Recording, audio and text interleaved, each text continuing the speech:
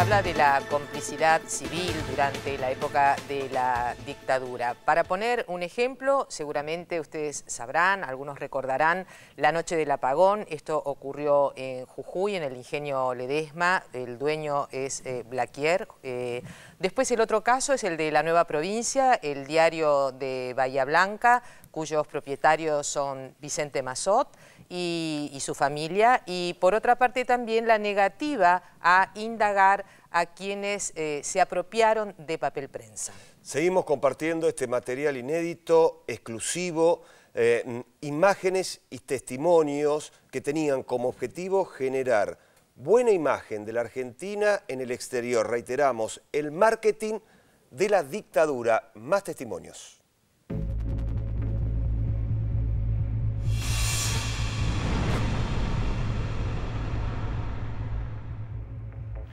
El tema de los desaparecidos es el mismo tema que puede enfrentar cualquier sociedad que ha tenido una guerra.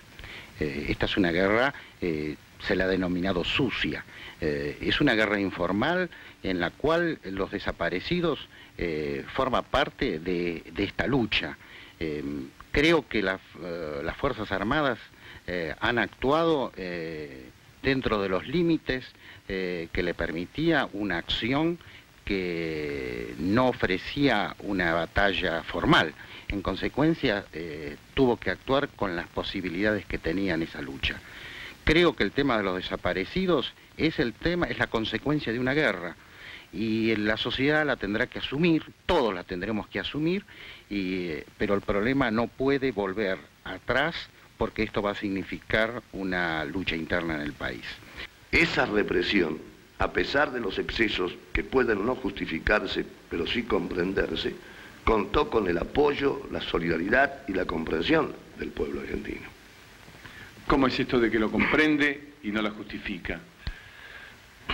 Fíjese, doctor, yo creo que no se puede juzgar la reacción frente a una agresión, tanto en el campo humano, individual, como en de los estados, de los países, si no se tiene en cuenta también la entidad de la agresión. No se puede decir, venimos a juzgar, a analizar los actos del gobierno argentino y de ninguna manera a valorar o a juzgar la entidad y los actos de los agresores del terrorismo. De ninguna manera se puede hacer ese juicio, ni con respecto al ser humano ni a los países. Todo el mundo habla y acusa a la Argentina de no respetar los derechos humanos. ¿Por qué piensa que pasa esto? Bueno, usted tiene que ver quién empezó por no respetar los derechos humanos. Y el terrorismo de repente no respetó los derechos humanos. Nunca lo hicieron. Era algo que había que hacer para controlar la situación. Y se hizo. No fue la mejor manera de hacer las cosas ni la preferible. Pienso que si el terrorismo no hubiera empezado, no hubiera sido necesario meterse en la batalla de los derechos humanos. Pero era la única manera de reprimir. Era la manera humana de contener la situación y de asegurar la tranquilidad de las 28 millones de personas que viven en este país. Pienso que fue completamente justificado y las Fuerzas Armadas hicieron un trabajo excelente, devolviendo la paz a la Argentina.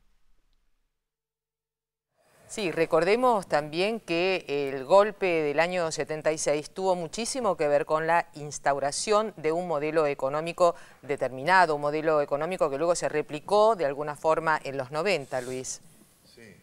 Hay un trabajo que hizo el economista Eduardo Basualdo, donde él dice que a pesar de la inflación y de los problemas que había en ese sentido, la economía del país estaba muy bien y que la rentabilidad de la pequeña y mediana empresa había sido altísima, una de las más altas en la historia en ese momento, y por supuesto de las grandes empresas que nunca pierden, esas siempre, esté como esté el país, siempre ganan. Pero había una gran presión por la gran liquidez internacional que había, y había una gran presión por generar deuda, es decir, por darle aire al sistema financiero y que los países periféricos tomaran deuda porque había un gran capital líquido dando vuelta en el planeta. Y prácticamente inicia el ciclo de la deuda el golpe militar, porque la verdad del punto de vista político, la guerrilla ya estaba derrotada el 24 de marzo del 76. Había habido una derrota política en el sentido y una guerrilla está derrotada cuando está derrotada políticamente. El aspecto militar pasa a ser el de menos importancia. La justificación que se da como que se fue para reprimir la guerrilla, en realidad es una justificación, porque lo que había en el fondo era la necesidad de disciplinar un país, porque además de la guerrilla, digamos, era un país que tenía una organización gremial muy fuerte, una organización estudiantil fuerte, era un país muy politizado, y en ese sentido imponer el tipo de modelo que implicaba iniciar el ciclo de la deuda y la acumulación a partir de la renta financiera y la bicicleta financiera, la destrucción de la fuente de trabajo que eso implicaba, todo eso implicaba la necesidad de disciplinar un país que venía de un proceso de politización muy alto. Y esa fue la verdadera razón. Porque, de hecho, las organizaciones guerrilleras políticamente ya habían sido derrotadas antes que se dé el golpe. Y yo lo que quisiera decir es una cosa. En ese momento, no sé a quién se podría decir que actuó bien. Rodolfo Walsh con su carta abierta a la Junta Militar que advirtió que esto era lo que sucedía. Es probable, pero en un contexto en el cual yo creo que todos los argentinos tienen que hacer una especie de autocrítica o de revisión del lugar en el cual estuvieron o de la forma en que cada quien puso su grano de arena para que se llegara a esa situación. Es difícil repartir las culpas más allá de los responsables concretos de las torturas, de las violaciones a los derechos humanos como fueron los jefes militares, ¿no? Pero no se trata de hablar, hubo algunos que estuvieron bien, otros mal, hubo todo el mundo algún tipo de actitud personal, algunos porque dieron espalda a la situación que había, otros porque se dejaron llevar por situaciones, en fin. Yo lo que creo que es un tema en el cual todos los argentinos tienen que reflexionar y ver el lugar que les ocupó en ese momento. Ahora, lo que vino con la dictadura y el modelo, no solamente el modelo económico, lo que implicó la instalación de ese modelo económico como proceso de disciplinamiento de una sociedad fue terrorífico, fue un país de terror, fue un país de catacumbas.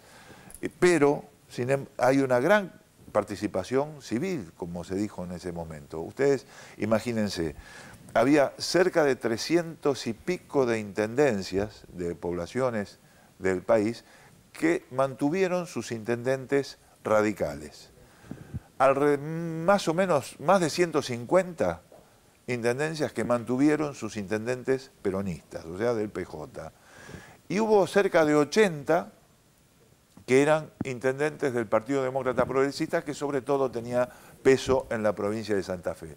Hay una participación en ese sentido de la sociedad, de parte de la sociedad civil. Y en el caso de las grandes empresas, lo que hay que tener en cuenta, cuando hablamos del disciplinamiento que se implicaba la nueva etapa que se abría, es que la mayoría de estas empresas, la Ford, Mercedes-Benz, todas estas empresas, denunciaron a sus propios delegados. Hay comisiones internas enteras que fueron secuestradas y trabajadores que todavía están desaparecidos, trabajadores de Astarza también.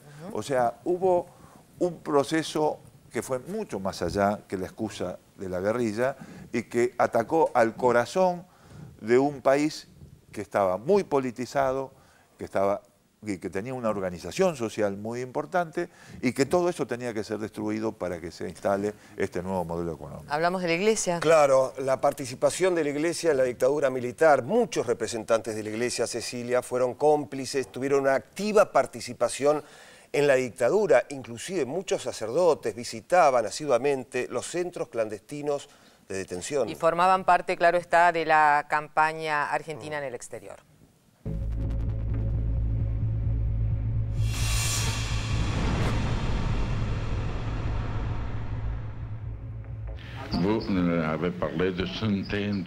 Usted me habla de centenares de curas asesinados en la Argentina. Esa es una exageración inexcusable. Yo solo conozco 5 sacerdotes asesinados aquí en Buenos Aires, y 2 asesinados en La Rioja, y no conozco otros. Yo no creo que los gobernantes, el presidente o el ministro del Interior hayan hecho esta monstruosidad de asesinar sacerdotes. Yo creo que fueron grupos parapoliciales. ¿Han sido víctimas de la persecución por ser sacerdotes o por alguna otra razón? Pienso de que ha habido momentos en que era muy difícil discernir perfectamente el grado de participación, incluso de muchos de nuestros sacerdotes, en podríamos decir, en el compromiso bien fuerte que habían tomado especialmente con los sectores más pobres. Y puede ser ciertamente que en alguna parte se haya entendido esto como una connivencia con alguna fuerza extremista, y por lo tanto grupos así de represión hayan querido operar su propia venganza. Pero yo entiendo de que estos sacerdotes cumplían con sus obligaciones, eran sacerdotes verdaderamente dignos que trabajaban para el reino de Dios. ¿La Iglesia tiene algo que decir con el precio que tuvo que pagar con los sacerdotes muertos que han habido durante esta época de subversión? Bien, también hubo víctimas de la Iglesia.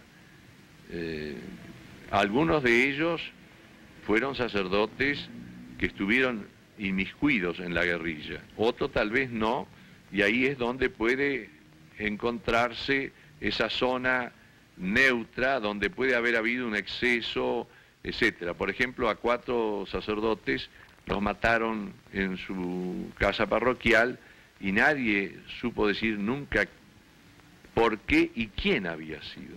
Es decir, si había sido del lado de la subversión o del otro lado. Nunca se pudo esclarecer, o sea que hay muchas cosas difíciles de explicar. Pero usted entiende que es parte del precio para lograr la tranquilidad. Así es, así es.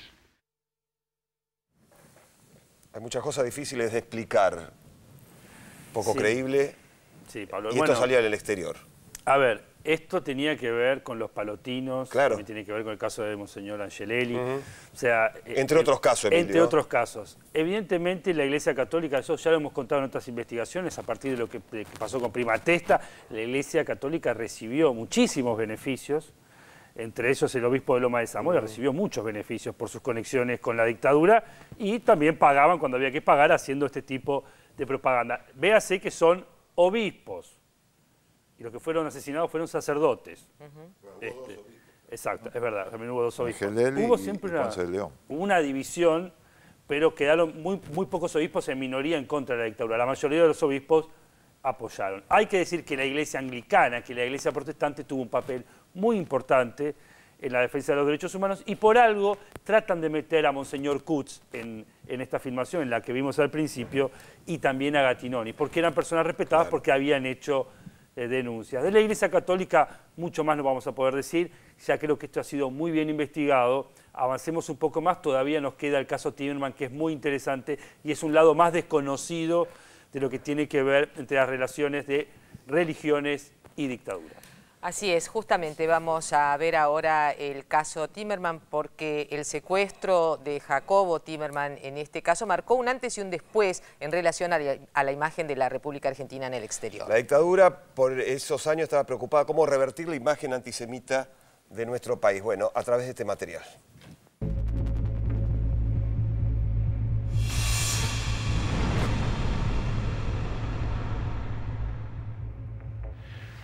Uno de los problemas que nosotros también lo planteamos con franqueza a las autoridades es el caso Timerman.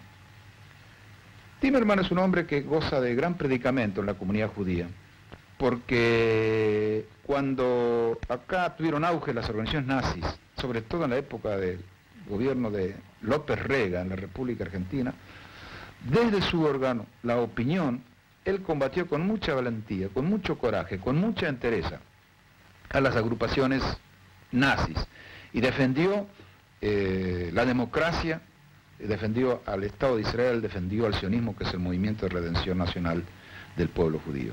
Eso le granjeó la simpatía y el respeto de la comunidad judía de la República Argentina, que está preocupada, confieso, por su libertad. Y nosotros creemos firmemente, y lo hemos expresado a las autoridades públicas, que la libertad de Jacobo Timerman contribuirá a mejorar la imagen que algunos elementos que nada tienen que ver con la comunidad judía tratan de deteriorar, la imagen de nuestro país.